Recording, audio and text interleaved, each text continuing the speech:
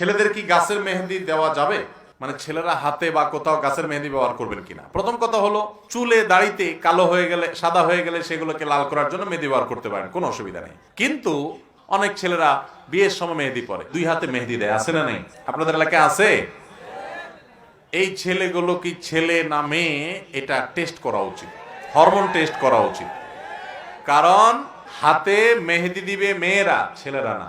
পরিষ্কার ভাবে নবী করিম সাল্লাল্লাহু আলাইহি ওয়াসাল্লামের হাদিস রয়েছে, তিনি মেয়েদেরকে হাতে মেহেদি দিতে উদ্বুদ্ধ করেছেন। নবী সাল্লাল্লাহু আলাইহি ওয়াসাল্লামের কাছে একবার কোন এক মেয়ে হাত দিয়ে কিছু একটা জিনিস পর্দার আড়াল থেকে দিয়েছেন বা নিয়েছেন, তো ওই মেয়ের হাতে মেহেদি না দেখে নবী সাল্লাল্লাহু আলাইহি ওয়াসাল্লাম হাত চোখে পড়ার পর বললেন যে, ব্যাপার কি, মহিলাদের এই সাইড থেকে হাত আসলো, হাতে মেহেদি নাই, কোন পুরুষের হাত নাকি? তার মানে নবী সাল্লাল্লাহু আলাইহি ওয়াসাল্লাম পুরুষের হাতে মেহেদি চিন্তাও করতেন না, এবং মেয়েদের হাতে মেহেদিকে অ্যাপ্রিসিয়েট করতেন। এজন্য অনেক ছেলেরা বিয়ের সময় মেহেদি পরে। ছেলেদের সাজগোজ না, সাজগোজ হলো মেয়েদের জন্য। মেয়েদেরকে শরীয়ত বলছে